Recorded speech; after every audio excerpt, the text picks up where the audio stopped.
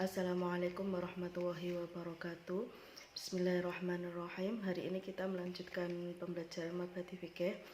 Sebelum belajar kita mulai, mari kita bertawasul dulu dan membaca surat Al-Fatihah. Al-Fatihah.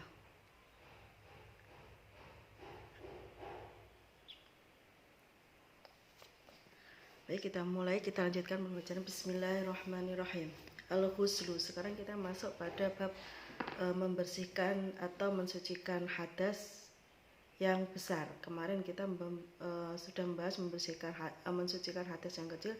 Sekarang kita masuk pada pembahasan mensucikan hadas besar. Al-Ghuslu utawi bab mertelaake adus. Nah, kalau saya bilang adus atau mandi di sini berarti kita memaknainya mandi besar, bukan mandi biasa. Mujibatul ghusli utawi pira-pira perkara kang majibake adus. Mujibatul ghusli utawi pira-pira perkara kang majibake adus, hal-hal yang mewajibkan mandi.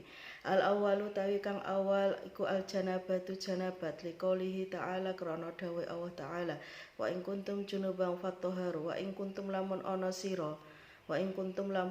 sira iku junuban wong kang junub fatahharu mongko sesuciya sira. Wa qali sallallahu alaihi wasallam lan dawuh Nabi Muhammad sallallahu alaihi wasallam idza taqal khitanani aw masal khitanul khitana wajibal ghusl. Idza taqa ing dalem nalikane bertemu idza taqa ing dalem nalikane tetemu apa al khitanani persunatan loro au masa utawa gepok itu menyentuh, au masa utawa gepok apa al khitanu persunatan siji apa al khitanu persunatan siji al khitana ing persunatan kang weneh wajaba mengko wajib apa al ghuslu adus. Asani utawi kang kaping pindho iku al haidu haid liqaulihi ta'ala krana dawuh Allah ta'ala wala taqrabuhunna hatta yadhurun. Wala taqrabuhunna aja marek-marek sira ing nisa. Ojo marek-marek sira ing nisa itu maksudnya perempuan-perempuan. Hatta yadhurna sehingga suci sapa nisa. Wa qali sallallahu alaihi wasallam lan dawuh Nabi Muhammad sallallahu alaihi wasallam idza aqbalatil haidatu fada'i sholata fa idza baqadruha faghsili anqadam thumma sholli. Idza aqbalat ing dalem nalikane madhep atau teka sira.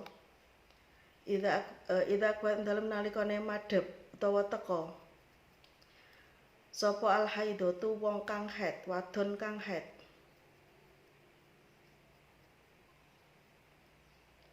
Fadai mongko ninggalo sira wadon as-sholata ing salat. Fa idza dhaba ing dalem nalikane ilang apa qadruha kira-kirane haid. Fagsili mongko maswa sira wadon angki saking sira kabeh adama ing darah. Fagsili mongko maswa sira wadon angki saking sira kabeh adama ing darah. Tsumma sholli nuli sholata sira wadon. Asalisu ta kang kaping 3 iku al mautu mati liqauli sallallahu alaihi wasallam krana dawuh Nabi Muhammad sallallahu alaihi wasallam fiman ing dalem wong waqasathu kang nyepak ing man menendang waqasathu kang nyepak ing man apa naqatuhu ontane man wa matalan mati sapa man dawuh Nabi isiluhu bimain wasidrin. Isiluhu ngedusana sapa sira ing man bimain kelawan banyu wasidrin lan widara, maksudnya daun widara, daun bidara, atau kalau di kita lebih banyak digunakan itu daun kelor. Jadi daun bidara sama daun kelor itu beda ya. Furudul ghusli utawi pira-pira fardune adus. An-niyatu iku niat wa ta'mimul badani lan meratani awak bil ma'i kelawan banyu. Liqauli sallallahu alaihi wasallam krana dawuh Nabi Muhammad sallallahu alaihi wasallam man taraka mawdi asy'arati lam yasilha fa'ala bi kadza wa kadza minan. Man utawi sapa wonge iku taroka tinggal sapa man. Man utawi sapa wonge iku taroka tinggal sapa man mawdi asy'arati ing panggonane sak rambut Lam yaghsilha kang durung maso sapa man ing sya'rah. Lam yaghsilha kang durung maso sapa man ing sya'rah. Fu'ila mongko den agawe bihi ing man, bihi kelawan man. Fu'ila mongko den agawe ing sya'rah bihi kelawan man. Kada apa kada mengkene wa kada lan mengkene. Minan nari saking neraka. Minan nari saking neraka. Sunanul husli utawi pira-pira sunai adus. Iku atas miyatu maca bismillah. Wa khoslul yadeni lan masuh tangan loro. Wa khoslul yadeni lan masuh tangan loro qabla idkhali ma ing dalem sadurunge manjingake yadain. Qabla idkhali ma ing dalem sadurunge manjingake yadain. Al inaa ing wadah. Wal wudu'u lan wudu. Wadalkul jasadi lan ngosoki awak. Wabalu sya'ri lan neles-nelesi rambut. Wal muwalatu lan nuli-nuli. Wal ibtida'u lan ngawiti bi khusri syaqi kelawan ngedusi sisih. Bihusl syaqi kelawan ngedusi sisih al aimani kang tangan. Al aimani kang tangan tumal aisari nuli anggota kang kiwa. Tumal aimane nuli anggota kang kiwa. Tumal sobul mai nuli ngesokake banyu. Tumal sobul mai nuli ngesokake banyu ala rosi ing atase sirah. Ala rosi ing atase sirah. Wa ta'khirul ghuslir rijlaini lan ngakhirake maso sikil loro. Wa ta'khiru ghuslir rijlaini lan ngakhirake maso sikil loro. Baik, kita masuk pada pembahasan bersuci dari hadas besar. Kemarin hadas kecil sudah kita bahas, yaitu bisa dengan wudhu atau dengan tayamum. Nah, sekarang kita masuk pada bab bersuci dari hadas besar, yaitu al-huslu. Ini cara mensucikan hadas besar. Mujibatul husli, hal-hal yang mewajibkan mandi. Jadi mandi di sini harus kita langsung pahami adalah mandi besar. Jadi hal-hal yang mewajibkan mandi, yaitu suatu kondisi yang bisa, bila kita berada dalam kondisi itu, kita wajib mandi besar. Yang pertama jinabat. Dalilnya wa in kuntum junuban fatahharu. Nah, ini dalilnya Nabi. Idzal taqal khitanani awi masal khitanul khitana wajibal husli. Idzal taqal khitanani, ketika bertemu kedua khitan. Kenapa Nabi menggunakan istilah dua khitan? Karena di Arab sana budayanya adalah perempuan juga dikhitan. Jadi ketika bertemu khitan laki-laki dan perempuan gitu. Kalau di kita perempuan tidak lazim ketika dikhitan, tapi kalau di Arab itu sudah sesuatu yang biasa. Maka Nabi bersabdanya seperti ini. Bukan berarti ketika di sini perempuan tidak dikhitan, kemudian ketika bertemu dua khitan laki-laki dan perempuan tidak jinabat, tidak seperti itu. Jadi ini karena melihat latar belakang di sana perempuan itu dikhitan. Nah, perempuan dikhitan ini sunnah saja, tidak seperti ketika laki-laki dikhitan itu untuk mengeluarkan najis, untuk menghalangi penyakit, atau tidak seurgen itu untuk perempuan. Jadi tidak apa-apa. Ini tetap berlaku di kita meskipun perempuan di kita itu tidak lumrah ketika dikhitan, ya. Idzal taqal khitanani awi masal khitanul khitana, ketika bertemu dua khitan, bertemu saja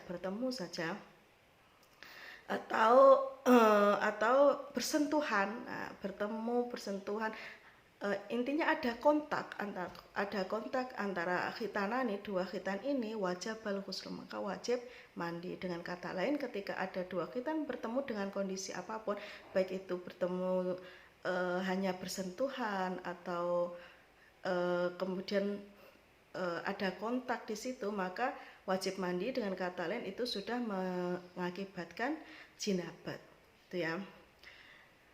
Yang kedua haid. Nah, haid ini bukan ketika haidnya kita harus mandi, bukan, tapi ketika haidnya sudah selesai maka wajib mandi. Yang ketiga mati ini wajib mandi, tapi tentu dimandikan. Bukan orang yang mati ini wajib mandi, bukan, tapi dia wajib dimandikan oleh orang-orang yang masih hidup. Nah, ini. Nah, nanti dalam kitab yang lebih pembahasannya lebih luas atau lebih tinggi tingkatannya, maka ada hal-hal lain yang mewajibkan mandi, misalkan keluar mani, kemudian nifas, melahirkan, nah seperti itu. Sekarang kita masuk pada pembahasan furudul ghusli, fardunya mandi. Fardu itu sesuatu yang tidak boleh ditinggalkan. Ketika ditinggalkan maka mandinya tidak sah, maka harus dilaksanakan. Furudul ghusli, yang pertama niat mandi. Nah, niat ini wajib. Apapun bentuk apapun tujuan dari mandi itu, misalkan mandi ini untuk jinabat berarti mandi wajib, atau untuk mandi sunnah, misalkan mandi untuk ketika akan bepergian sholat Jumat, atau mandi ketika mau sholat Idul Fitri. Nah ini kan mandi sunnah. Nah ini niatnya juga sunnah, mandinya mandi sunnah bukan mandi wajib. Jadi kalau niat ini disesuaikan kebutuhannya, tapi harus tetap dilaksanakan. Yang kedua, wa ta'mimul badani bil ma, meratakan air ke seluruh badan. Jadi fardunya mandi itu hanya dua, satu niat, yang kedua meratakan air ke seluruh badan. Nah, meratakan air ke seluruh badan ini harus yang hati-hati, karena seluruh badan tidak boleh ada yang terlewati, sedikit pun tidak boleh terlewati. Meskipun misalkan karena ada yang gemuk kemudian ada lipatan-lipatan kulit, nah itu tetap harus dibasuh. Maka hati-hati yang untuk fardu yang kedua ini. Dalilnya Nabi, man taraka mawdi'a sya'ati lam yaghsilha fa ila bi kadza wa kadza minan nar. Barang siapa meninggalkan membasuh satu tempat tumbuhnya rambut dari badannya, tidak dibasuh ketika mandi besar, fa ila bi kadza wa kadza minan nar, maka dia akan mendapatkan siksa yang demikian. Nah, kadza wa kadza itu maksudnya seperti ini, nah gitu, di neraka nanti. Jadi ketika mandi harus benar-benar dipastikan bahwa airnya sudah merata ke seluruh badan. Yang berikutnya sunanul ghusli, sunahnya mandi. Yang pertama tasmiyah, membaca bismillah tentu sebelum masuk kamar mandi. Wa ghusliyadaini qabla idkhalihimal ina, membersihkan kedua tangan, membasuh kedua tangan sebelum memasukkan kedua tangan ke dalam tempat air.